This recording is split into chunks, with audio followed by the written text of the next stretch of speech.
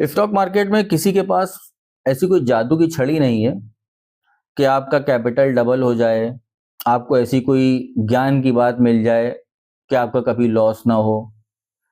मैंने खुद इतना सीखा है, सीखता रहता हूँ, आए दिन कुछ ना कुछ नया सीखता रहता हूँ। फिर भी मुझे 10 में से 3-4 बार लॉस हो जाता है। और ये अलग बात है कि मेरा लॉस छोटा होता है, प्रॉफिट बड़ा होता है, तो ओवरऑल प्रॉफिट ठीक-ठाक हो जाता है। तो हम लोग सीख के मार्केट को सिर्फ़ और सिर्फ़ प्रिडिक्ट कर सकते हैं कि ऊपर जाएगी, नीचे जाएगी, कैलकुलेशन कर सकते हैं। 100% कुछ नहीं कर सकते। इसी बात पे मुझे अपने बचपन की एक बात याद आ गई। जब हम लोग 10th क्लास में थे, तो बोर्ड एग्ज़ाम से पहले पता ये चला, अब नए-नए गए थे बोर्ड एग्ज़ाम में। अच्छा, आज से 20 साल पहले की बात है, तो उस समय इतने अवेयरनेस भी नहीं थी, इंटरनेट वगैरह भी नहीं था। तो वहाँ सीनियर्स ने बताया कि एक कोई बुक आती है, उसमें 10 साल के सॉल्व्ड पेपर्स होते हैं और आखिर में कुछ 4-5 अनसॉल्व्ड पेपर भी होते हैं। तो हम लोग उस बुक को ले आते थे, हर सब्जेक्ट की बुक मिलती थी। तो मुझे याद है मैं फिजिक्स की बुक लेकर आया था, क्योंकि मुझे फिजिक्स और मैथ्स ये सब बहुत टफ लगता था। और 10 साल के पेपर्स उसको ट्राई किए, उसमें मैंने ये देखा कौन सा टॉपिक इम्पोर्टेंट है जो हर साल पूछा जा रहा है, किस चैप्टर का वेटेज कितना ज़्यादा है, और ये सब तैयारी करने के बाद के किस टॉपिक में ज़्यादा पूछा जा रहा है, किस चैप्टर से ज़्यादा पूछा जा रहा है, कौन से टॉपिक हर साल रिपीट हो रहे हैं, कौन से न्यूमेरिकल हर साल वापस आ रहे हैं, ये सब चीज़ें समझ में आई। तो उन पेपर्स को देख के, और आखिरी में कुछ अनसॉल्व पेपर थे जिनको हमें सॉल्व करना था कि हमारी तैयारी कितनी है। तो यार स्टॉक मार्केट भी घूम फिर के कुछ ऐसी ही है।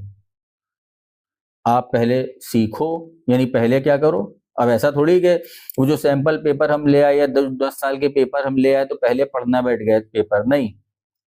सिस्टमेटिक वे समझिए आप।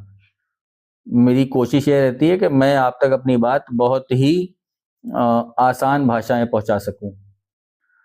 तो हमने क्या किया, सबसे पहले तो फिजिक्स पढ़ी, यानी सारे चैप्टर्स पहले पढ़े। जो मेन बुक थी हमारी सिलेबस, मुझे याद है कुमार मित्तल की नूतन फिजिक्स चलती थी उस जमाने में। तो पहले तो उस बुक को पढ़ा, यानी पहले सिलेबस पढ़ा।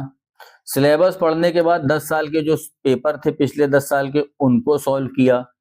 उनको सॉल्व करने के बाद जो अनसॉल्व पेपर थे उस बुक के आखिरी में, उनको किया। फिर स्कूल वालों ने क्या किया, बोर्ड के पहले एक तो प्री बोर्ड होता था, प्री बोर्ड लिया, फिर जाके कहीं हम बोर्ड के लिए तैयार हो पाए। इतनी तैयारी की थी, आपने भी की होगी, चाहे जिस बोर्ड से आप पढ़े हो, यूपी बोर्ड हो या एसएससी सीबीएसई, उससे कोई मतलब नहीं है, इतनी तैयारी आपने की जरूर होगी। तो भाई मार्केट कुछ ऐसी ही है। पहले आप अपना सिलेबस तैयार करिए, यानी आप देखिए कि आपको क्या पढ़ना है।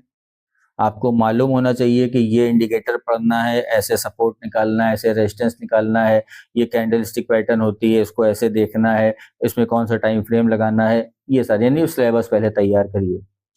फिर उसके बाद जो 10 साल के पेपर हैं पिछले, यानी मार्केट की भाषा में कहें तो बैक टेस्टिंग करिए मार्केट में कि जो आपने पढ़ा है वो कितना काम कर रहा है।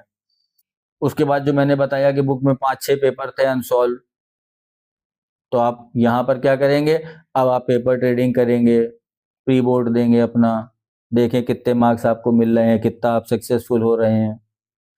फिर आप आइए मार्केट में, आखिरी स्टेप।